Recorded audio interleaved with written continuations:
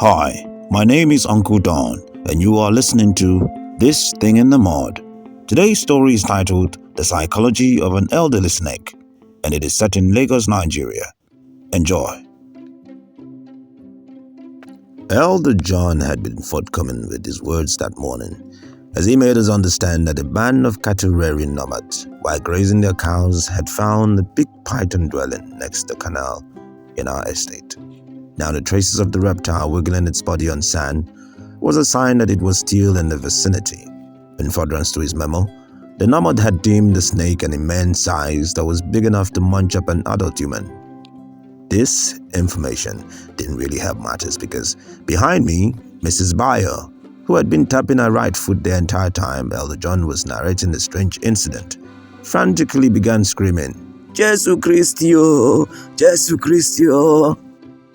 She raised her two hands to her bitigele, tied round her head, and finally placed them up to the heavens for the good Lord to see.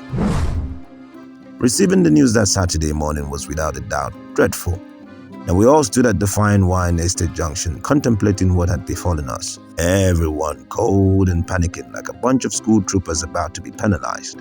The fear of having children playing around the street fueled the conversation, and the consequences made everyone wrap their hands around their body in an abhor fashion.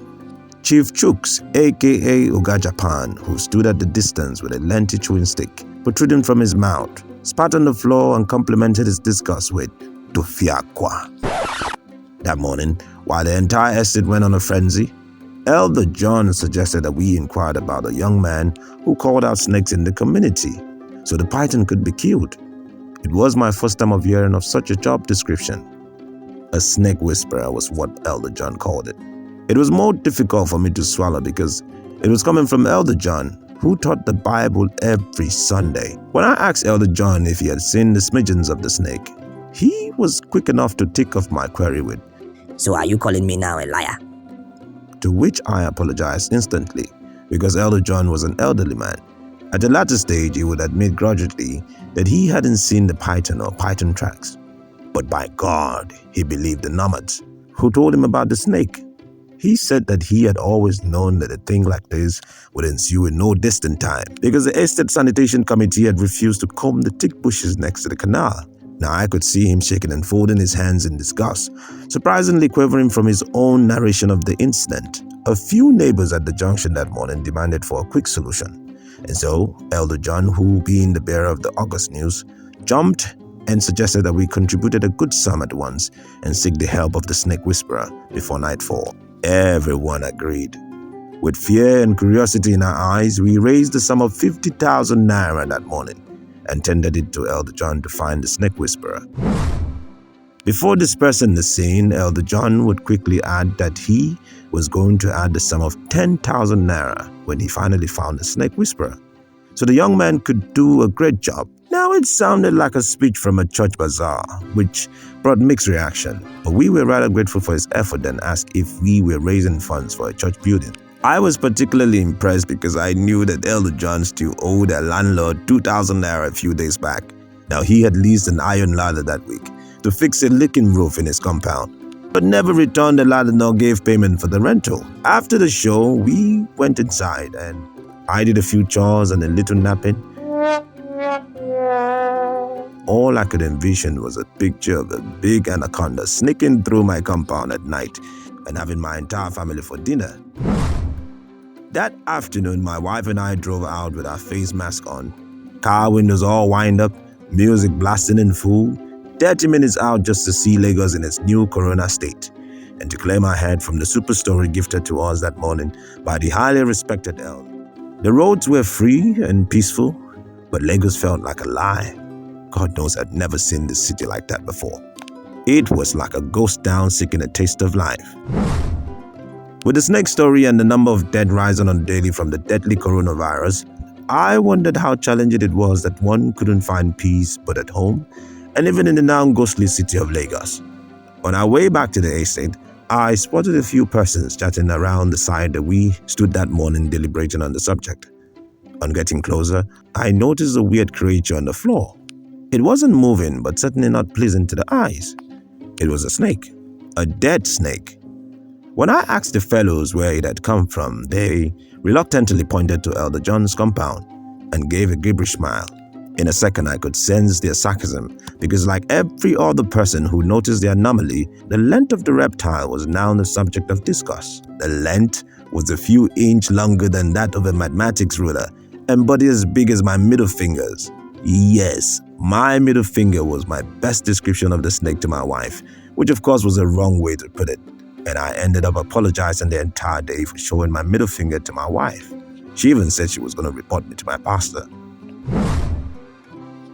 I kept telling myself, no, not Elder John. He is an elder in the church and an honorable man. He can't do such a thing. I really don't know why I said those words because, in all honesty, there was a dangerous reptile on the floor. And maybe the question should have been, where was it killed? Or maybe, who killed it? Or better still, thank God the snake had finally been killed. Why was I having Elder John in mind? In my head, touch not my anointed kept repeating like a verse in the Bible, and I had to ask God for forgiveness at once. I kept remembering how Elder John would come and preach to me on Sunday mornings when I didn't make it to church, and how when we crossed paths, he would chip in the Bible verse to compliment my greetings. Bless you, my son. Your barn shall be filled with plenty. He who waters shall be watered. I remember chanting amen to his prayers and tipping him with a 500 naira note afterwards. How could I not trust Elder John? That evening, while taking a walk down the estate supermarket to grab groceries, I overheard Mama Ayo chanting at the top of her voice from our compound. Make una tell am make he return my money, he no go better for am. I also noticed that she was having a mild discussion with a few friends and somewhat demonstrating in a theoretical form what I suppose was an enactment of the way Elder John had spoken to us that morning. At the shop where I got my groceries from, even the sales girl didn't want to mention names when she handed me my goods, but she sluggishly chipped in a few words to get my attention. This community self, now what? People just they carry Bible they waka. Nobody they fear God again. When I inquired to know what she was talking about, she said to me, My brother, forget. You no go understand. No be my mouth you go hear am from. 2 weeks later, after no one had said a word about the snake incident, nor gotten a word from Elder John, the fallout began in quite a dramatic form. First, it was Mrs. Bayo who splashed Elder John with rainwater with her car while driving through the estate. She didn't stop to apologize to Elder John, who was just doing his weekly evangelism, sharing Christian tracts in the estate, which hardly anyone now found interesting. The second week, Kingsley, his second son, got a slap from a random stranger, who basically told him that the next slap that he was getting would be called Snake in the Monkey Shadow. Exactly. One evening at around 7:50 p.m., just a few minutes before the government curfew took effect, Elder John had gone to purchase an electric bulb at the estate supermarket, which belonged to Engineer Thomas Osambe, one of the generous donors of the money handed to him on the day of the incident.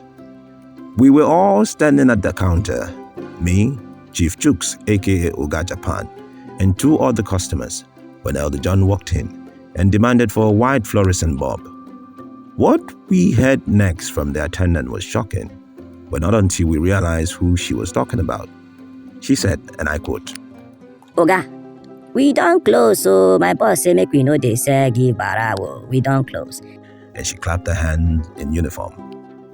My attention was quickly drawn to the shop assistants, and I noticed that she wasn't even looking at Elder John, her face fixed on her system and hands busy on the cash bender. And then, like a dam unable to contain the torrent of a teeming river anymore, Elder John lashed out with great energy, speaking at the top of his voice. The ways of the wicked will be punished. Proverbs 11:21. He who insults the prophet of God will account for their sins.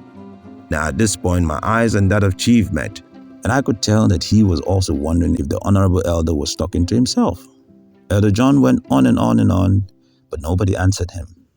He wanted to know why he was being treated differently, but no one was willing to give him answers. His son had been at the shop an hour before and was told the same thing. Now as he spoke, my eyes ran down to Chief Chooks, and I could see a smile on his face. As the words came pouring out of Elder John's mouth, Chief Chooks, who on a normal day would jump to Elder John's defense, slowly departed the scene without saying a word. I could have asked the young lady to sell him the bulb, but I still couldn't get over the fact that I too had done a 3,000 naira contribution that Saturday morning to Elder John, which in reality would have been enough ransom for me to kill 3 snakes the length of 2 rulers and size as big as my middle finger.